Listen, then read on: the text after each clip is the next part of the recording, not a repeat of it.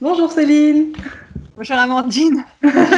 Donc on se retrouve aujourd'hui pour une vidéo sur le thème du haut potentiel et de l'hypersensibilité. Comment les deux problématiques peuvent se rejoindre, ces deux caractéristiques, qu'est-ce que c'est, qu'est-ce qu'on en fait, et on va discuter ensemble autour de ça. Donc moi je m'appelle Amandine Issa-Verdun, je suis sophrologue et sophroanalyste à la Foire des Oliviers dans les Bouches-du-Rhône. Et je vais demander à Céline de se présenter aussi pour ceux qui ne la connaissent pas. Alors moi je suis Céline Zemanzik, je suis éducatrice spécialisée de formation et consultante en éducation pour parents d'enfants au potentiel et j'habite Paris. Super. Tu nous expliques un peu du coup ce qu'est le haut Alors potentiel? le haut potentiel, hein, alors qu'est-ce que le haut potentiel? Alors c'est un peu difficile de répondre clairement à la question, c'est quoi le haut potentiel? Il n'y a pas de définition qu'on peut trouver dans un dictionnaire en disant voilà c'est ça et c'est pas autre chose. Tout à fait. Donc le haut potentiel, c'est en fait on se met d'accord sur un ensemble sur un consensus.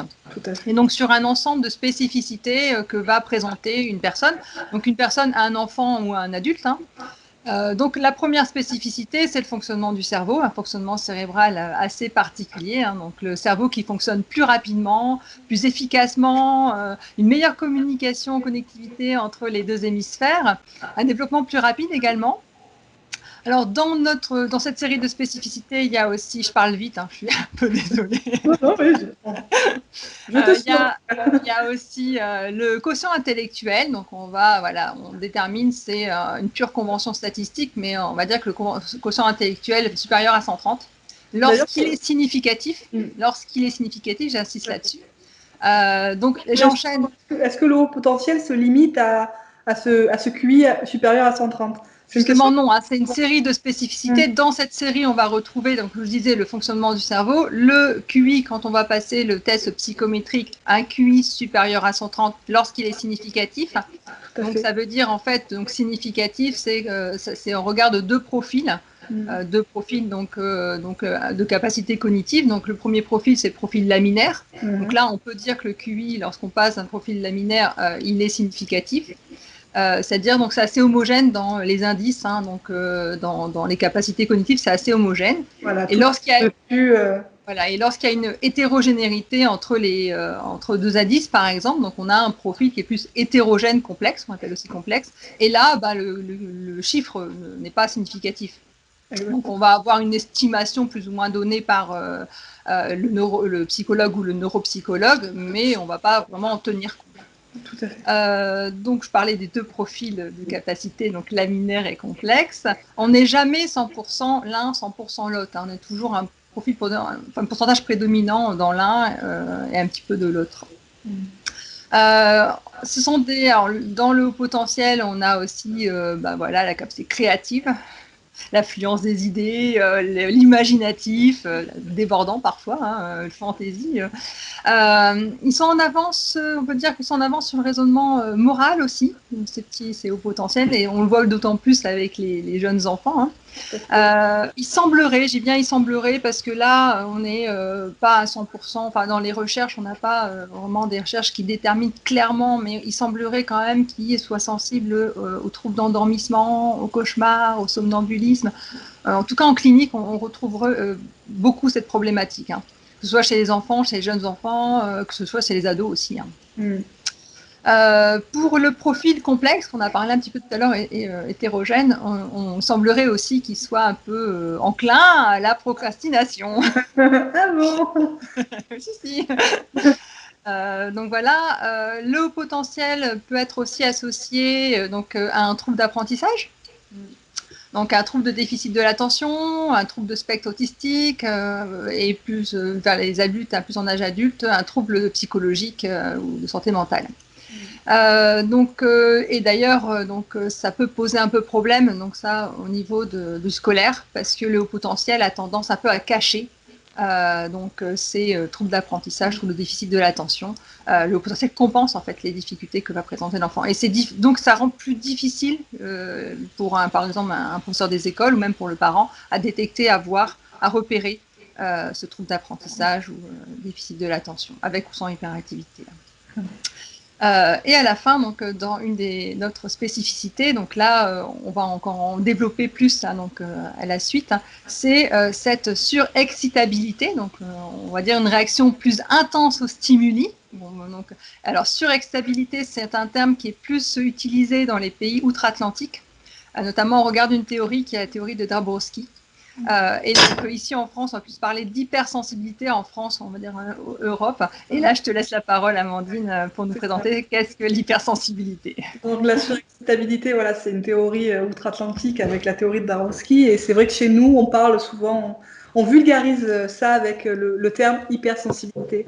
Donc l'hypersensibilité, c'est une particularité qui est innée, qui se caractérise par différentes spécificités, dont une surexcitabilité des cinq sens, des stimuli extérieurs, de l'environnement, de l'ouïe, de l'odorat.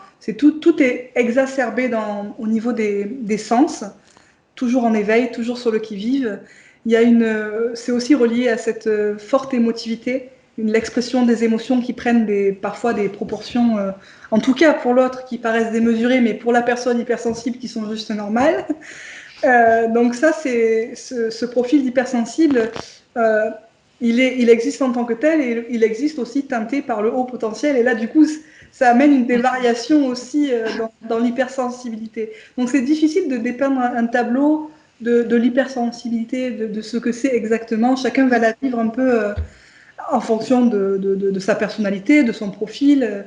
Forcément, un haut potentiel va peut-être le vivre différemment d'une personne qui est créative et qui va utiliser ça de manière artistique, de quelqu'un qui est introverti et qui va pas utiliser cette hypersensibilité, du coup, qui va se retourner un peu contre elle et que ça devient un peu le fameux cadeau empoisonné. J'entends souvent cette expression, c'est un cadeau empoisonné quand on ne sait pas quoi en faire.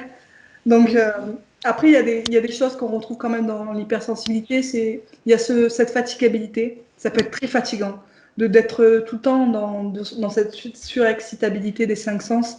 On est vite assailli par l'environnement, les lieux, les personnes, les émotions des autres. Il y a cette empathie quelque part de se mettre à la place des autres et de ressentir un peu leurs émotions comme une éponge émotionnelle. Et du coup, ça peut être très fatigant. Et du coup, on retrouve ces moments chez les hypersensibles, ce besoin de repos, de calme, d'introspection, pour se régénérer en fait, parce que sinon on peut vite justement être imprégné tellement par l'environnement et ses propres émotions, celles des autres, qu'on peut vite exploser. Et ça, c'est quelque chose qu'on retrouve quand même assez, ce besoin de se ressourcer pour revenir à un état de plus neutre, plus posé. Donc effectivement, la question qu'on se posait avec Céline, et la question qui revient aussi souvent moi dans ma communauté, c'est est-ce que tous les hypersensibles sont surdoués? Est-ce que tous les surdoués sont hypersensibles? Donc non, effectivement, tous les hypersensibles ne sont pas des surdoués ou des hauts potentiels. Il y a parmi ces hypersensibles des hauts potentiels. Après, je te laisse parler justement de ces hauts potentiels. Alors oui, donc est-ce que les hauts potentiels sont tous hypersensibles? On va être honnête, il y a peu de recherches sur la question. Tout ce qu'on peut dire là actuellement, il y a cette théorie de Dabrowski hein, qu'il ne faut pas en tout cas sous-estimer, en tout cas pour moi je pense, parce que de toute manière quand on va un peu l'étudier, quand on va un petit peu la regarder un peu de près, on va retrouver, en tant que parent, on va retrouver nos enfants. Donc dans cette surexcitabilité donc, donnée par donc Dabrowski, il a un des nombres en fait 5. On a la surexcitabilité sensorielle, donc là on retrouve hein, l'hypersensibilité comme tu expliquais au niveau des sens. On a la surexcitabilité imaginative, l'affluence des idées, la fantaisie, l'imagination, voilà, qui est poussée parfois si à l'extrême. La pensée en arborescence aussi qui vient bien. Alors, ils ont plus une pensée, les hauts potentiels ont plus une pensée divergente, c'est-à-dire donc c'est plus association d'idées. Par contre, effectivement, tout à fait. Donc, arborescence, c'est plus un outil qu'on va pouvoir utiliser justement pour les aider en apprentissage. Parce qu'ils vont quand même, l'arborescence est quand même intéressant, notamment comme dans les cartes mentales, hein, c'est justement organiser donc, ces idées. Mais eux, ils vont plus penser par association d'idées. Donc on parle plus maintenant actuellement de pensée divergente que d'arborescence. Souvent on entend. Tout à fait, oui. Et du coup, toi, tu saurais me dire, pardon si je te coupe, du coup, à quoi tu opposerais cette pensée divergente? Est-ce que pour toi, du coup, l'opposé, c'est une pensée linéaire? Oui, tout à fait, c'est ça, c'est la pensée linéaire. Donc, qui est en fait utilisée finalement dans la plupart des apprentissages scolaires. Une idée emmène une autre idée, une réponse emmène, et ainsi de suite. Que la divergente part dans tous les sens. chez les enfants au potentiel, c'est pas rare qu'on parle d'intuition, intuitif, tu sais. En fait, dans le cerveau, ça va tellement se cheminer, voilà, donc qu'ils va déjà arriver à la réponse.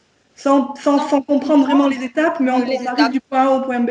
Voilà, tout Comme à ça. fait. Et ils savent pas expliquer. Et quand ils disent ils savent pas expliquer, ils savent pas expliquer. Et Mhm. ça peut poser problème donc dans le scolaire. Alors en primaire un peu moins parce qu'on est moins dans cette, en tout cas dans les premières années de primaire, on est moins dans cette recherche d'explication. Enfin ils sont moins dans les détails, moins dans Ah le oui, tout à lexical, fait. etc. Par contre au collège, dès la 5e, il va falloir justifier et c'est là que ça peut poser problème à la plupart des enfants qui n'ont pas appris justement à expliquer, à justifier leur réponse. Moi, juste faire un partage d'expérience, si tu es d'accord. Moi, je Oui. sais que donc j'ai été diagnostiquée au potentiel vers 21 ans. Moi, c'était tard.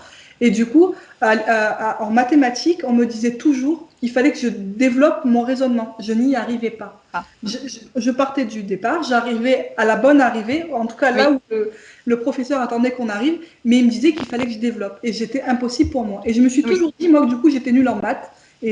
Alors, pas du tout. Alors que quand j'ai passé mes tests de QI, après le QI verbal qui était très haut, en dessous, il y avait le QI mathématique et j'aurais jamais imaginé que mon QI mathématique, ça allait été le deuxième meilleur résultat. Parce que je n'arrivais pas à expliquer et moi, à l'école, on m'a appris que voilà, il faut développer et que c'est presque plus important que le résultat, ce que je comprends. Mais moi, je n'y arrivais pas. Alors, c'est vrai que effectivement, c'est exactement ça. Enfin, en tout cas, en termes d'expérience, ma fille, c'est ça. J'ai vécu avec ma fille. Et c'est vrai que la première réponse du professeur, c'est t'expliques pas, t'as faux, pas, et c'est Moi, tout. on me disait, t'as triché carrément. Enfin, Ah oui, oui, oui, tout à fait. Oui, c'est. Alors, bon, en tout cas, dans mon expérience que j'ai pas eu ça. Mais en tout cas, oui, effectivement, ça peut être amené négativement, où le professeur peut dire effectivement que bah voilà, c'est de la triche. Tu as la réponse, tu l'as copié quelque part, t'as pas compris, voilà, donc tu l'as copié quelque part sans comprendre. Enfin, parfois, ça peut être très négatif comme retour, alors que bon, bah, c'est juste que l'enfant n'arrive pas. Et quand il dit il n'y arrive pas, la mienne écrivait sur sa copie, je suis désolée, je n'y arrive pas à expliquer. Bon. Donc du coup, on se pose la question, pourquoi tu n'y arrives pas, qu'est-ce qui se passe, qu'est-ce que tu n'as pas compris? Bah si, j'ai compris, et c'est là après, en creusant un peu, qu'on voit qu'il y a un déficit, entre guillemets, dans cette partie-là. Et c'est pas très compliqué, hein.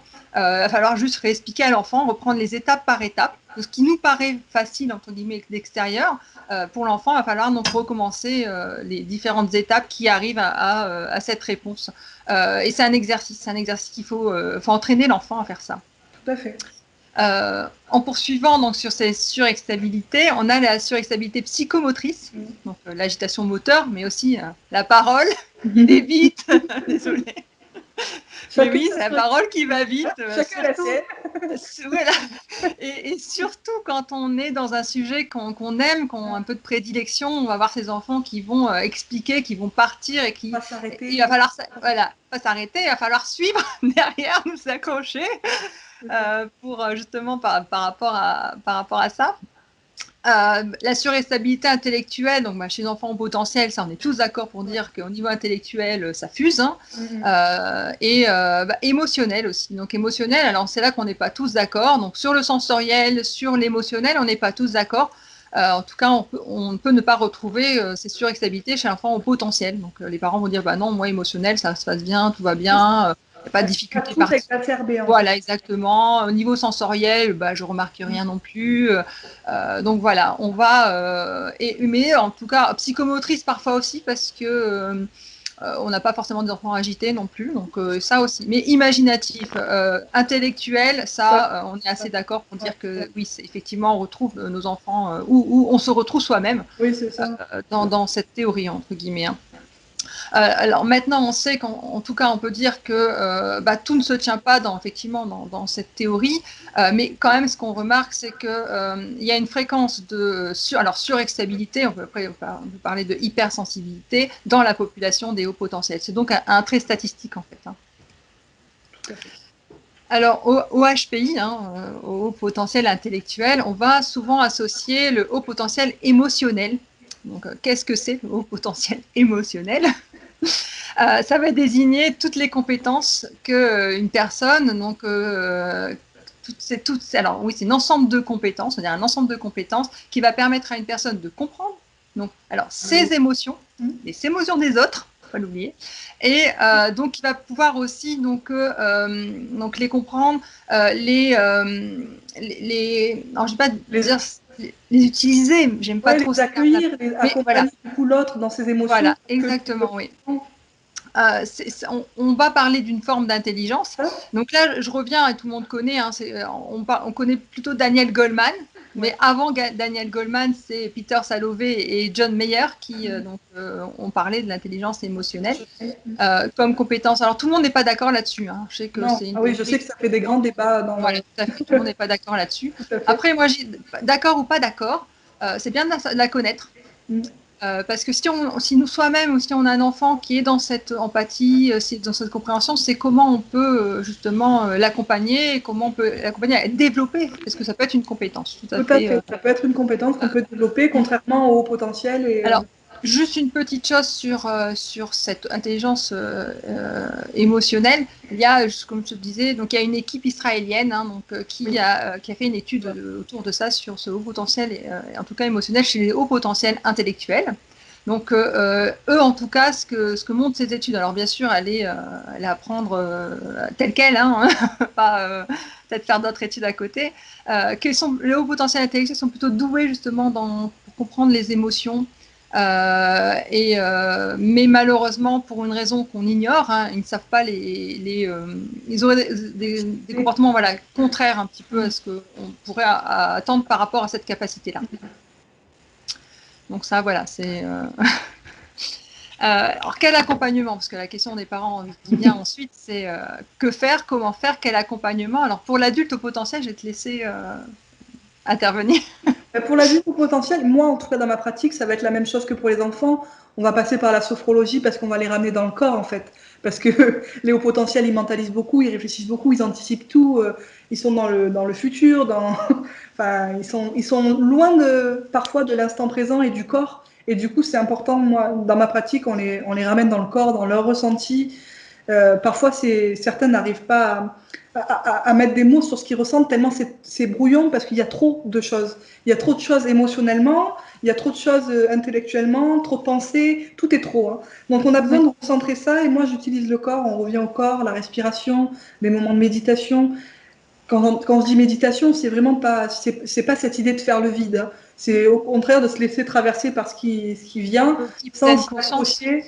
Pardon? Un peu le type pleine conscience. Oui, exactement. Moi, c'est surtout ça que je pratique. Le type pleine conscience, c'est de revenir dans l'instant présent, d'observer ce qui se passe, sans jugement, avec bienveillance, et de ne pas s'y accrocher surtout. De ne pas venir mentaliser dessus, suivre la pensée, la dérouler, et du coup, aller dans la pensée divergente qui va créer tout un... Parce que vraiment, c'est ça. Moi, des fois, dans mon cabinet, enfin, moi, j'adore travailler avec ces profils, forcément, parce que je les comprends et que je vis la même chose, mais on part d'un point et ça part dans tous les sens. Mais on suit le fil, hein, on part d'un petit truc insignifiant et on part sur un souvenir et sur machin, et à l'école, et je reviens à mon fils, et lui qui me rappelle un tel. Et ça part dans... C'est ça, vraiment...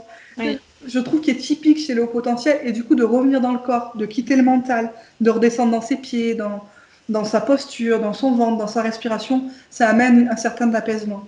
En tout cas sur le moment. Vraiment, ça leur fait du bien sur le moment. Et après, en faisant ces exercices au quotidien, on peut permettre de se recentrer un peu plus et du coup d'être plus efficace, plus pertinent et savoir mieux faire le tri.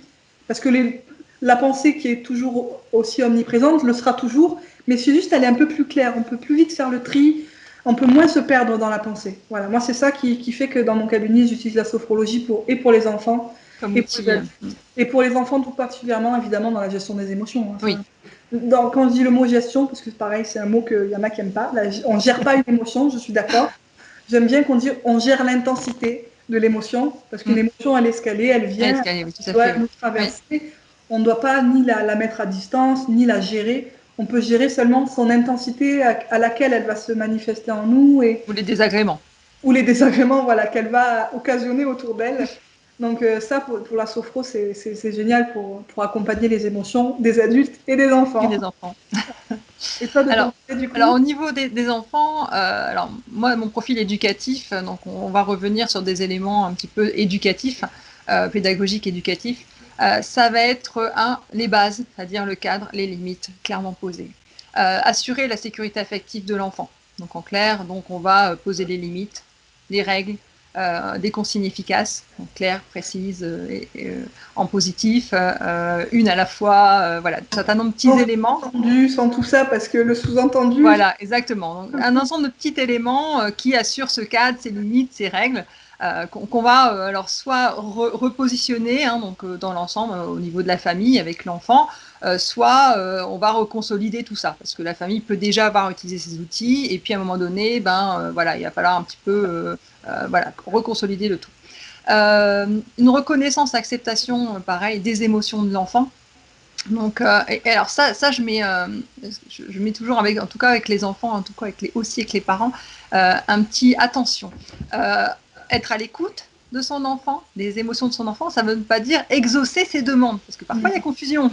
Tout à fait, Quand on dit écouter un enfant, ça ne veut pas dire exaucer. Mais on va se mettre à sa hauteur et on va laisser verbaliser, donc mettre des mots sur les émotions, sur ses ressentis, sur ses désirs, sur ses besoins, enfin voilà, sur tout ce qu'il va pouvoir exprimer.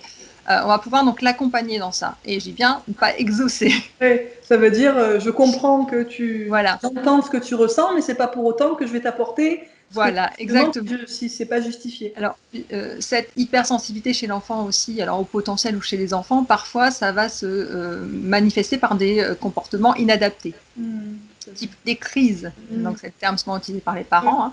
Hein. Et donc c'est pour ça que je dis attention, donc dans ces crises entre guillemets générées peut-être par de la frustration, par de la colère, etc., on va nommer toutes ces émotions-là, on va la verbaliser, on va la reconnaître, l'accueillir, donc non pas l'exaucer.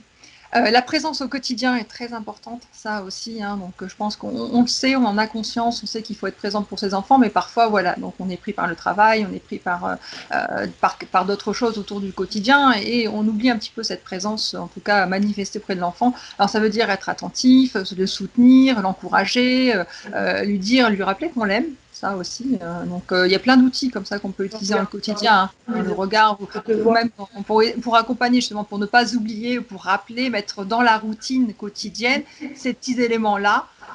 Pour rappeler, tiens, je vais dire à mon enfant aujourd'hui, je lui dis un mot sympathique. Est-ce que je lui ai dit? Je ne sais plus, mais en tout cas, je sais que dans mon quotidien, je sais que c'est le moment de lui dire un petit mot sympathique, ou de lui rappeler que je l'aime, ou lui faire un câlin, ou faire le temps câlin time.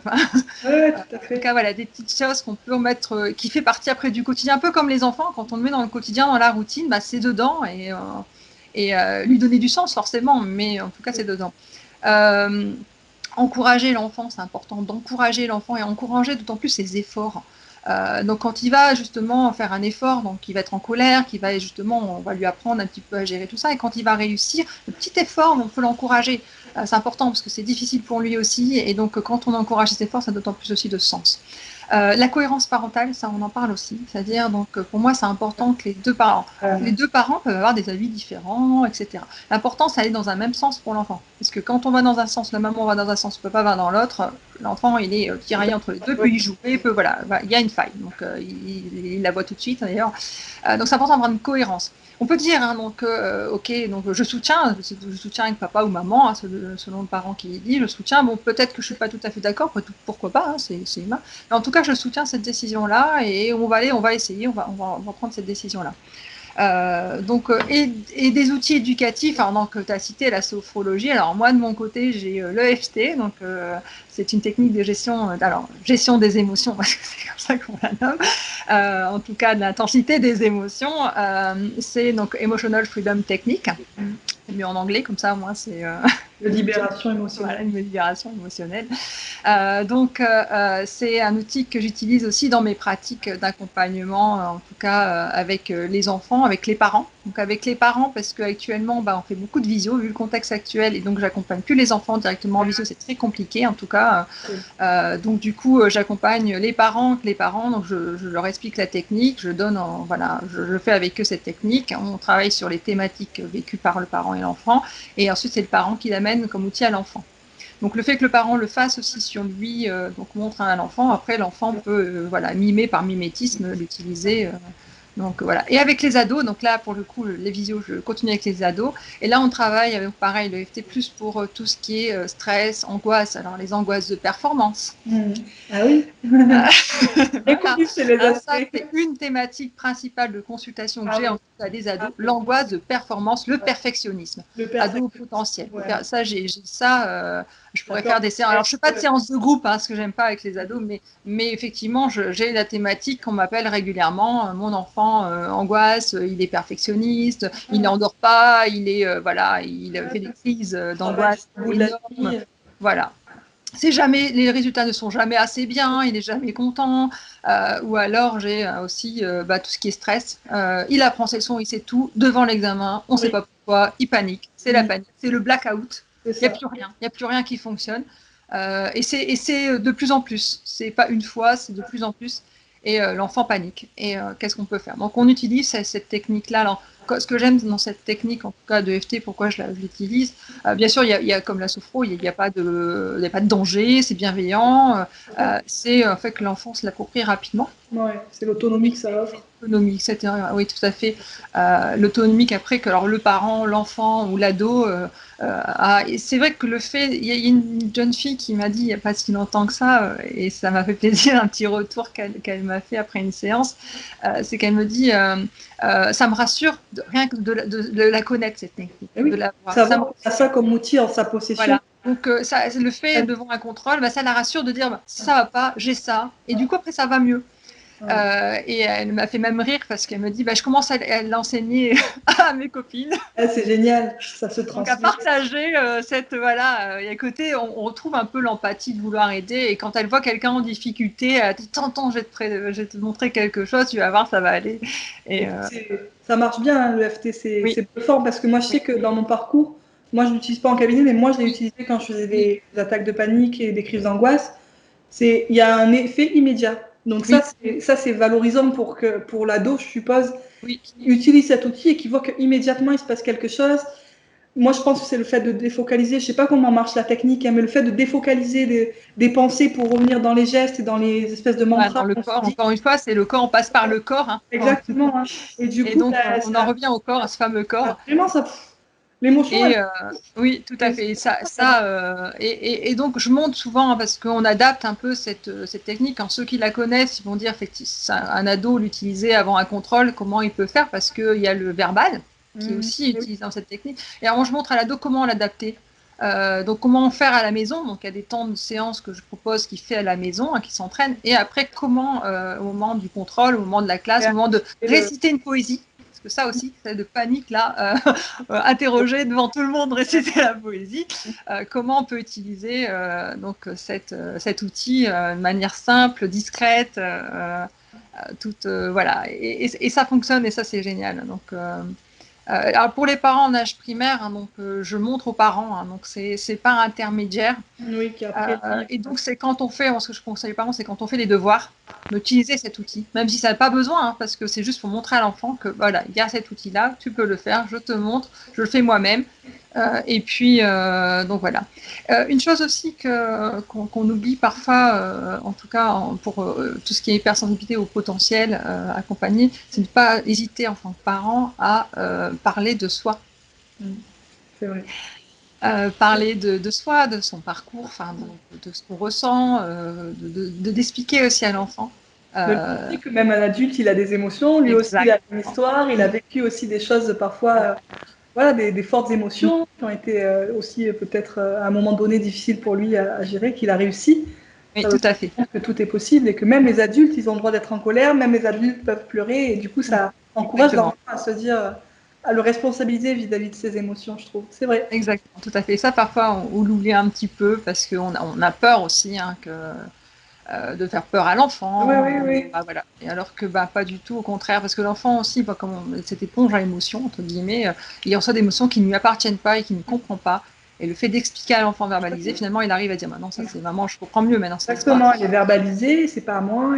Voilà. Et ça, parfois aussi, surtout chez les jeunes enfants, ils ont, en tout cas dans les consultations, moi je l'ai aussi, des comportements, des troubles. En fait, quand on discute avec le parent, quand on est sur ce qu'on cherche à savoir un petit peu ce qui se passe, finalement, le parent, après, lui verbalise, ça va mieux. Et les troubles de l'enfant, finalement, disparaissent sans qu'il y ait eu d'action réellement sur l'enfant. juste en travaillant avec le parent. C'est vrai. Donc, alors qu'on se rend compte là maintenant, après avec du recul forcément, parce que sur le moment on se dit qu'est-ce qui se passe, on cherche tout de suite. Et souvent la première réaction des parents, en tout cas moi je le vois, c'est mon enfant va pas bien, j'ai besoin de quelqu'un pour mon enfant. Donc souvent on m'appelle pour j'ai besoin de quelqu'un pour mon enfant. Alors moi je travaille pas directement, je travaille avec les parents, hein, donc principalement.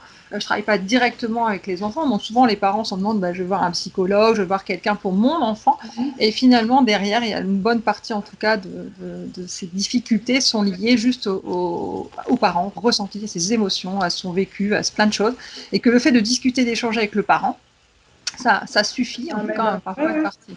Pas tout le temps, hein, parce que je sais pas, mais en tout cas à certaines situations, ça suffit. Oui, la prise en charge par le parent, elle est parfois plus importante que celle de l'enfant. Celle de l'enfant, tout à fait. Je suis d'accord, dans mon cabinet, c'est pareil. Hein.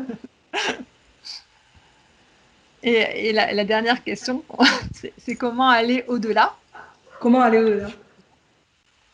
Donc moi de mon côté, trois choses. Hein, donc c'est l'acceptation donc de cette entre guillemets particularité ou différence, hein, pour la nommer. Hein. Ne pas oublier de dédramatiser. J'utilise beaucoup l'humour, beaucoup.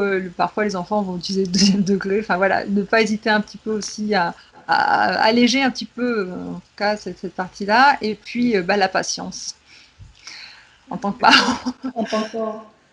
Pour soi-même, peut-être pour patient avec soi-même, soi-même, hein, c'est partie de la bienveillance, mais aussi donc avec ses enfants. Donc, on a tendance, et on le voit, c'est un peu notre société qui fait que dès lors qu'il y a une difficulté, on veut tout de suite une solution. On veut tout de suite quelque chose. On appelle tout de suite, c'est l'immédiat. Hein. C'est un peu le consumérisme du mieux-être là tout de suite maintenant. Oui, voilà. Et alors que parfois, il faut juste un petit peu de patience. Alors les parents, moi, il ne faut pas hésiter à me contacter et m'appeler, ce que je dis souvent aux parents, parce que ça ne veut pas dire qu'on m'appelle, que voilà, le contact est gratuit. Pour mes contacts, j'ai des parents qui leur m'appellent pour juste être rassurés. Voilà, il se passe ça en ce moment, il faut que je intervienne tout de suite. Est-ce que non, juste ok, c'est normal, on explique, on rassure, on dédramatise. Et puis voilà, après, ça va mieux et on n'est pas obligé tout de suite de contacter un professionnel pour faire consulter l'enfant. Tout à fait. Juste avec un peu de patience, ça va aller. La patience est vraiment une clé importante. Hein. Oui. Après, on n'a pas toujours cette patience parce que nous aussi, parfois, on est fatigué. Dans ce cas-là, ne pas hésiter à donner un relais. C'est pour ça qu'elle est d'autant plus importante. C'est parce qu'on en manque bien souvent et sans les personnes, bien sûr. Hein.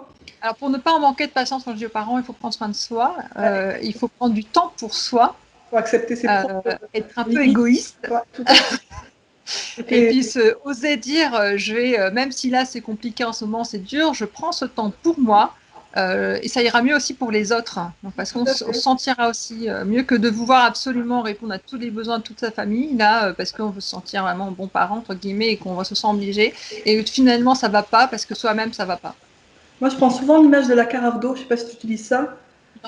La carafe d'eau, c'est le parent, s'il verse toute l'eau, on est obligé de remplir la carafe d'eau avant de la verser dans les verres de ses enfants, sinon il n'y a plus d'eau. Et prendre soin de ça, c'est remplir cette carafe pour pouvoir mieux redistribuer après. Prendre de l'espace pour soi, c'est pour pouvoir en offrir après du coup à ses enfants, dans son entourage, etc. Donc j'aime bien cette image. C'est effectivement l'image pour les adultes. C'est vrai que pour les enfants, c'est le seau, tu sais, le fameux seau en pleine conscience. Hein, donc le seau remplit le seau de l'amour, le seau de voilà. Et quand le seau est vide, ben ça va pas quoi. Remplir, ouais. Voilà. De câlins, de bisous. Chez les enfants, effectivement, donc qui on leur explique.